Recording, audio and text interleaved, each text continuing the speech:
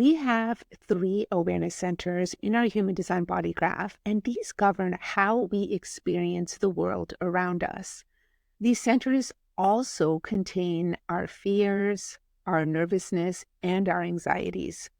In today's episode, we're going to cover how these fears can show up in your life, in your business, in your relationships, and what you can do to make the most of your awareness centers.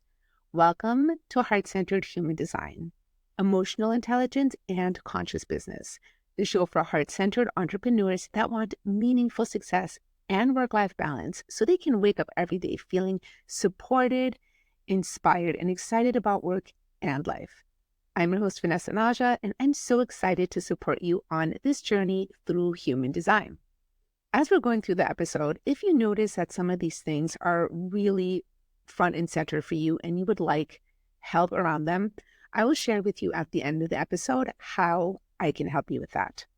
So let's talk about the awareness centers. We have three of them, and they help us understand and interact with the world through our instincts, our mind, and our emotions.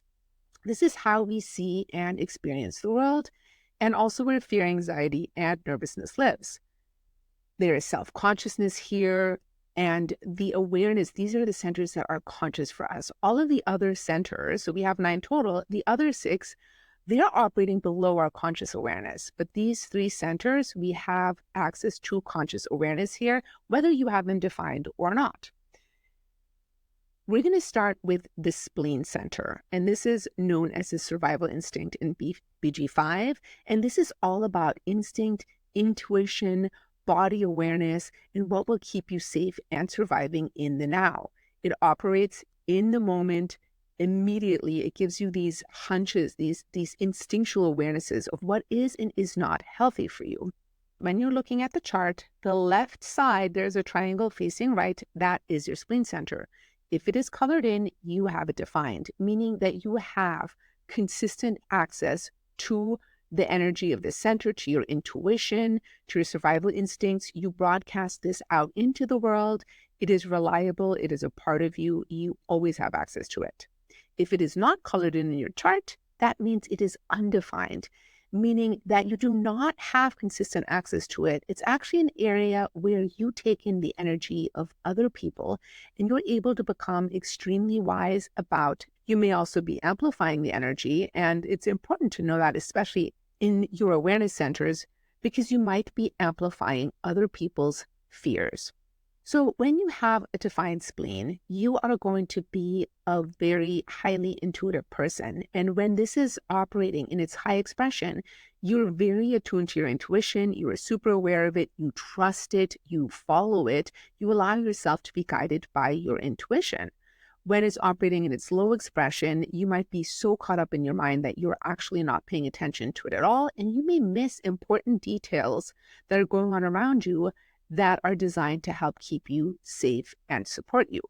Now, if your spleen is undefined, this is an area where in its low expression, in its shadow expression, you might be holding on to things that are not good for you. You might be holding on too long. You might also be amplifying everybody else's fears around you. Now, the fears of the spleen are our survival fears. These are the things like the fear of death and the fear of the future or the past, the fear of inadequacy. I'm going to go into detail into all of these in a future episode that is going to be focused just on the spleen.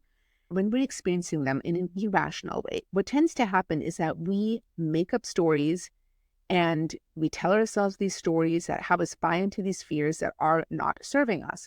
So learning to differentiate between the actual valid fears that are designed to keep you safe and the fears that you have taken on through conditioning, the fears that you might be amplifying from other people, are really important.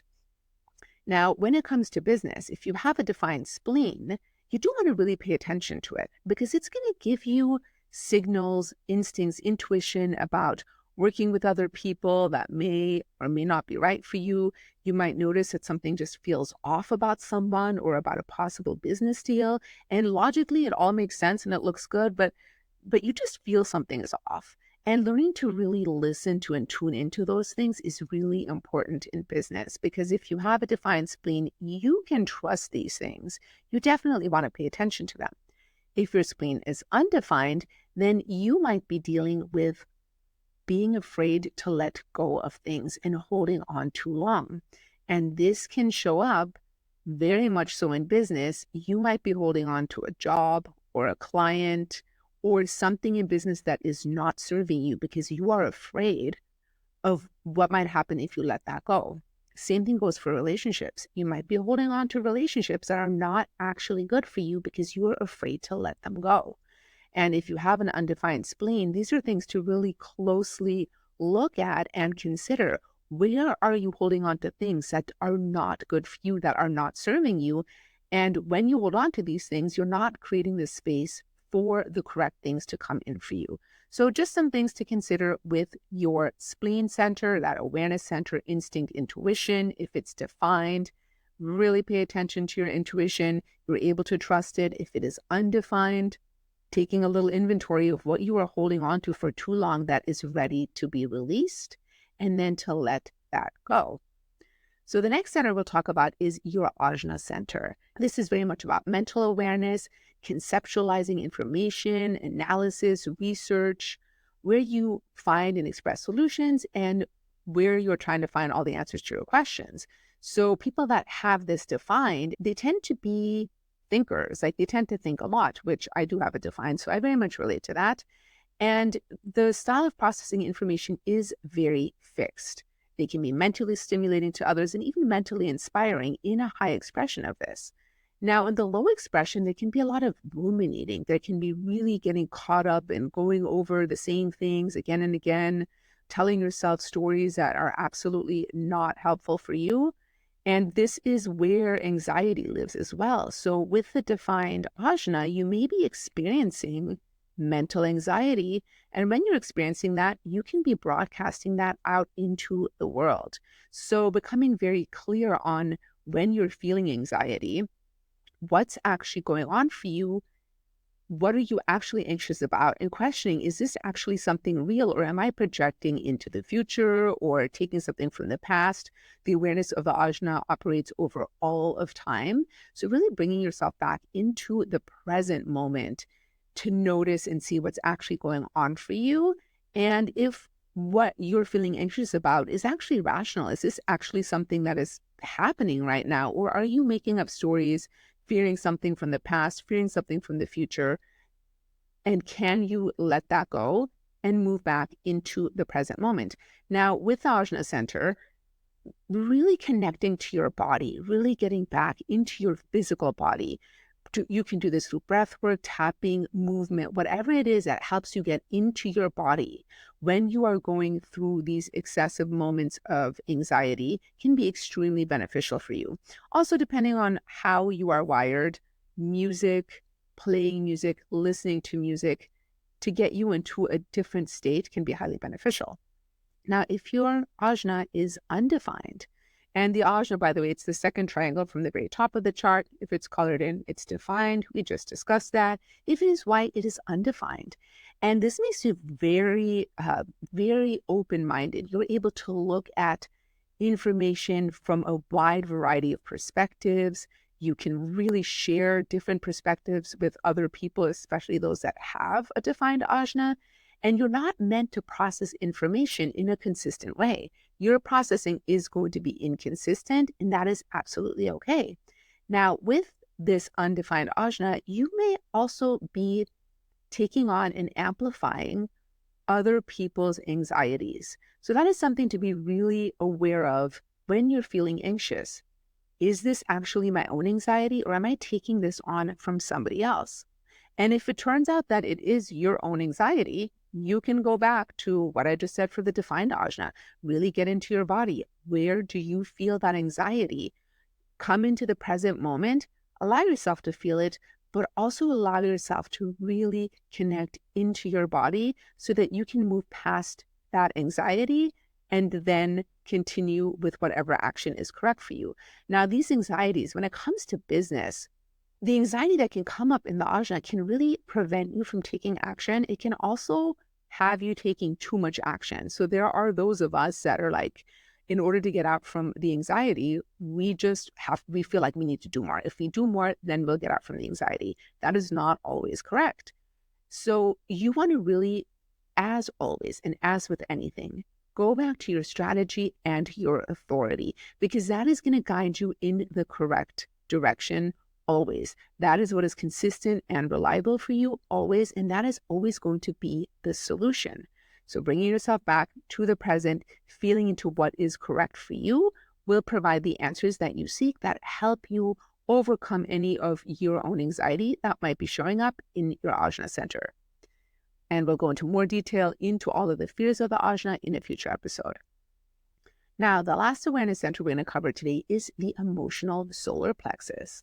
And this is emotional awareness. It is spiritual awareness. It is understanding how your emotions work and how you feel and express your emotions. This center is extremely powerful. And remember, if you have the center defined, this is the triangle on the right side of the body graph facing left. If this is defined for you, this is definitely your authority. The emotional solar plexus operates in waves over time. The awareness happens over time. It does not happen in the moment. So with a defined solar plexus, you want to make sure that you're really taking your time processing what is going on for you. Now, emotional nervousness lives in the solar plexus. And if you have this defined, this can show up in your waves sometimes.